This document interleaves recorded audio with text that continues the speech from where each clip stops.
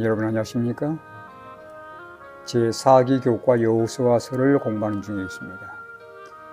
오늘은 그 11번째 시간으로 그 땅에 거할 때란 제목으로 이번 주 교과의 핵심 및 요약을 살펴보도록 하겠습니다. 기억절입니다. 잠언 15장 1절의 말씀입니다.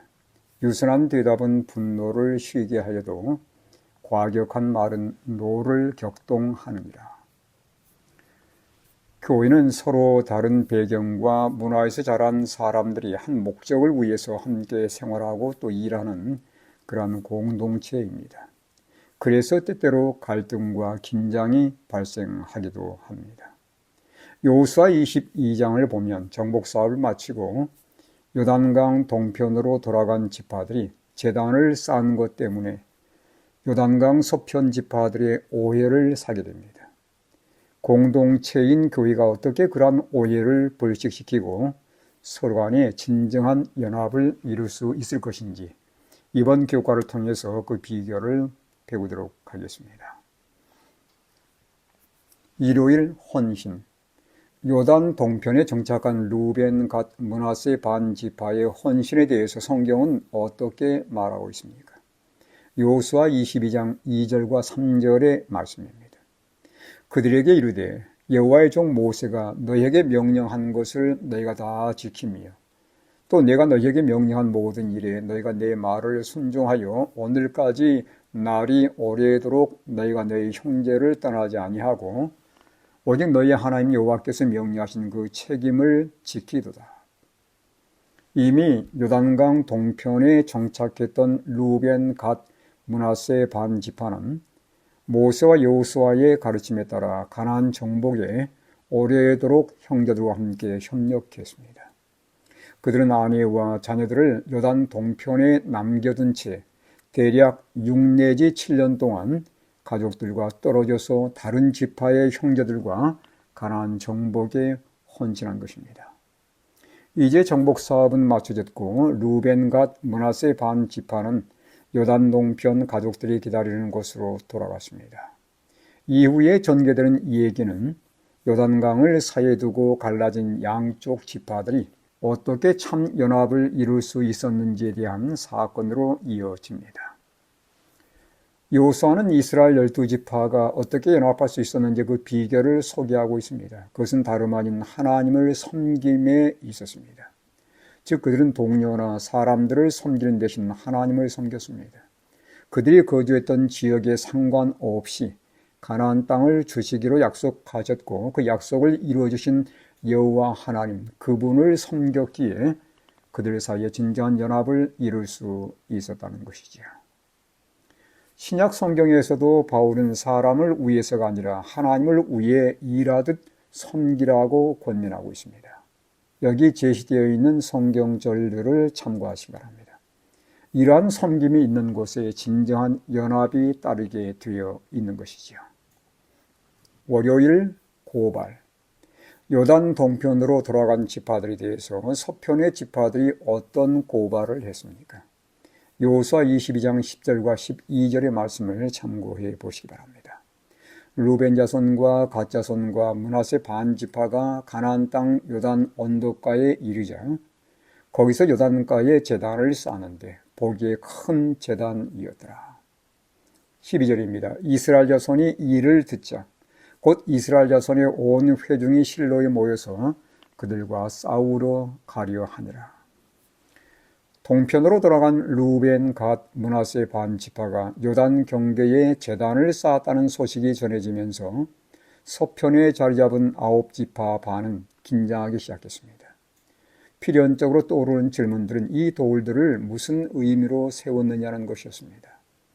본문은 이 행위의 이유를 밝히지 않고 제단의 기능이나 그와 관련된 어떤 행위에 대해서도 설명하지 않고 있습니다. 이런 침묵이 오해를 낳게 되는 것이죠. 이러한 오해가 결국 고발을 불러일으키게 된 것입니다.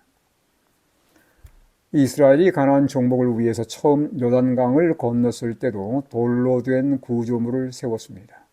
그것은 요단강을 기적적으로 건너게 하신 하나님의 권능과 은혜를 기념하기 위한 기념비였지요. 여호수아 4장 4절로 6절을 참고하시기 바랍니다. 그런데 요단 동편으로 돌아간 두 지파 반이 세운 돌로 된 구조물은 마치 제단처럼 보였습니다. 이 돌 제단이 무슨 이유로 세워진 것인가? 제사를 위해 세워진 것인가? 아니면 다만 기념비인가? 이 제단을 세우는 데 있어서 여호수아와 상의하지도 않았고 타 지파의 지도자들의 어떤 공지도 없었기 때문에 자칫 지파 간의 큰 분쟁으로 이어질 수 있는 그러한 위험성이 있었습니다. 화요일 과거의 부정적인 경험 때문에 여호수아 22장 13절 14절의 말씀입니다. 이스라엘 자손이 제사장 엘르아살의 아들 비누아스를 길앗 땅으로 보내어 르벤 자손과 갓 자손과 므낫세 반 지파를 보게 하되 이스라엘 각 지파에서 한 지도자씩 10 지도자들을 그와 함께 하게 하니 그들은 각기 그들의 조상들의 가문의 수령으로서 이스라엘 중에서 천부장들이라. 이스라엘은 예전에 요단을 건너기 전 모압 평지의 시딤에 머물러 있었습니다. 요단을 건너기 위해서 기도하며 준비해야 했던 그때에 안일하고 해이해진 상태에서 거짓 선지자 발람의 꾀임에 빠져 모압 여인들과 음행하였고 바알신 숭배에 가담하게 됩니다. 당시 비누아스는 이스라엘의 방탕을 종식시킨 제사장이었습니다. 이 사건으로 죽은 자가 24,000명이었고 출애굽해에서 40년 동안 광야를 방황했던 세대가 여호수아와 갈렙 외에는 모두 쓰러진 최후의 사건이었습니다. 요단 동편 지파들이 돌제단을 쌓은 사건에 대한 진상을 파악하고자 대표단이 구성되었고 거기에 비누아스를 포함시킨 이유는 예전의 부정적인 경험과 함께 그것을 종식시킨 영향력을 지닌 인물이 바로 비누아스였기 때문입니다. 그와 함께한 대표들은 요단 서편의 9지파 반의 수장들로서 10명의 지도자들이었습니다. 비누아스를 포함한 대표단의 고발은 여호와의 온 회중의 고발이나 다름없었습니다.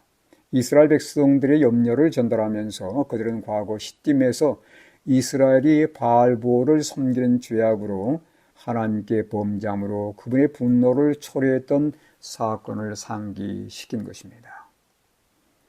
여기에서 사용된 범죄라는 용어는 여호수아 22장 16절에 등장하는데 이것은 아간의 죄를 설명할 때 사용된 동일한 용어입니다. 아간은 탐심으로 인해서 범죄했고 요단을 건너기 전 시딤에서 이스라엘은 우상 숭배로 인해서 반역했습니다. 대표자들은 이제 세워진 돌 제단도 배교와 우상 숭배, 도덕적 타락을 빚게 될 것이고 결국 하나님의 진노를 초래할 것이라는 염려를 두 지파 반에게 전달한 것이지요. 수요일 유순한 대답입니다. 요단 동편 지파들은 서편 지파들의 고발을 어떻게 응대했습니까? 잠언 15장 1절 기억절의 말씀입니다. 유순한 대답은 분노를 쉬게 하여도 과격한 말은 노를 격동하느니라. 여호수아 22장 27절입니다. 우리가 여호와 앞에서 우리의 번제와 우리의 다른 제사와 우리의 화목제로 섬기는 것을 우리와 너희 사이와 우리의 후대 사이에 증거가 되게 할 뿐으로서 너희 자손들이 후일에 우리 자손들에게 이르기를 너희는 여호와께 받을 분깃이 없다 하지 못하게 하려 함이라. 요단 서편 형제들의 혹독한 비판과 고발을 끝까지 인내하며 들은 후에 동편 두 지파 반은 온유한 자세로 오해를 불식시켜 나갔습니다. 과연 유순한 대답은 분노를 그치게 하는 힘이 있습니다. 오해를 불식시키고자 꺼낸 변론의 첫 문장은 다음과 같습니다. 전능하신 자 하나님 여호와, 전능하신 자 하나님 여호와. 여러분 여호수아서 22장 22절의 말씀을 참고하십시오. 이 말은 히브리 말로 전능하신 자 엘, 하나님 엘로힘 그리고 여호와입니다. 그들은 하나님의 이름을 엄숙히 두 차례 반복하면서 하나님은 자신들이 쌓은 이 제단의 의미를 알고 계시며 그것은 결코 제사 목적이 아님을 분명히 증거했습니다. 만약 그 목적이라면 하나님이 벌할 것도 그들은 스스로 선언했습니다. 그들이 쌓은 제단의 목적은 요단 동편 백성들도 요단 서편의 대다수 백성들처럼 같은 하나님을 섬기는 언약의 백성이라는 것. 그래서 요단 서편 사람들이 동편 사람들을 향해서 너희는 하나님과 상관없는 그러한 백성들이라고 주장하지 못하도록 세운 증거의 단이었을 뿐입니다. 요단 서편에서 온 대표자들은 동편 지파들의 설명을 듣고서 오해를 풀게 되었고 그들의 충성심에 다시 한번 기뻐하게 됩니다. 동편 지파들의 유순한 대답과 서편 지파들의 오해가 해결되면서 분쟁의 위기는 사라지게 되었고 12지파 민족의 연합은 더욱더 견고해졌습니다. 목요일 갈등 해결. 요단 동편 지파와 서편 지파들의 갈등 해결은 교회 연합에 어떤 통찰을 제공합니까? 여호수아 22장 30절입니다. 제사장 비느하스와 그와 함께한 회중의 지도자들 곧 이스라엘 천천의 수령들이 르벤 자손과 갓 자손과 므낫세 자손의 말을 듣고 좋게 여긴지라.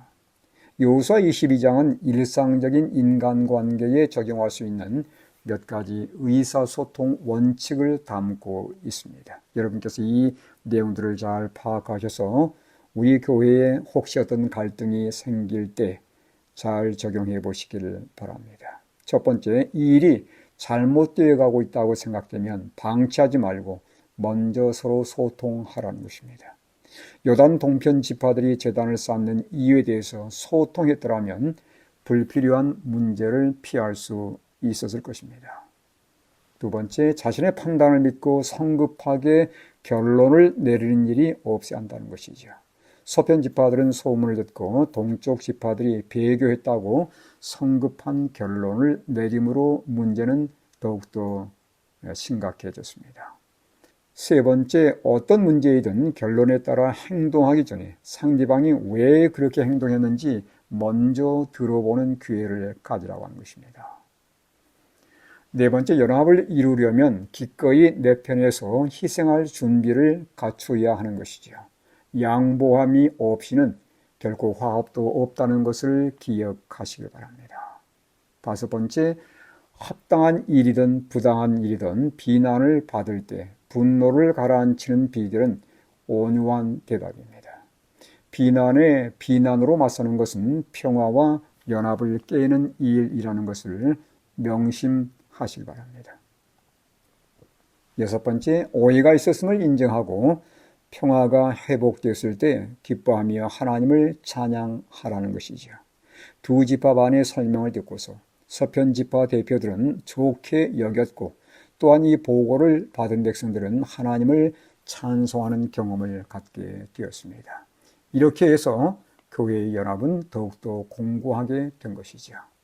교회에 어떤 분쟁이 일어나서 징계를 시행해야 할 필요가 있을 때는 위의 방법을 따라서 시행해 보시기 바랍니다. 징계는 모든 목회적 노력이 효력을 거두지 못할 때 마지막으로 시행돼야 될 수단이라는 걸 기억하십시오. 다만 진리의 원칙을 희석하거나 포기하면서까지 연합을 고수해서는 안 되는 것입니다. 연합은 언제나 진리의 원칙 가운데서 행해져야 되는 것임을 꼭 기억하시기 바랍니다. 이번 주 교과의 결론을 보겠습니다. 르벤, 갓, 므낫세 반지파는 요단 서편에서 형제 지파들과 협력하여 정복 사업을 마친 후 약 6 내지 7년간 헤어진 요단 동편 가족들에게로 돌아갔습니다. 그들은 돌아가는 길에 요단 동편 경계에 단을 세웠습니다.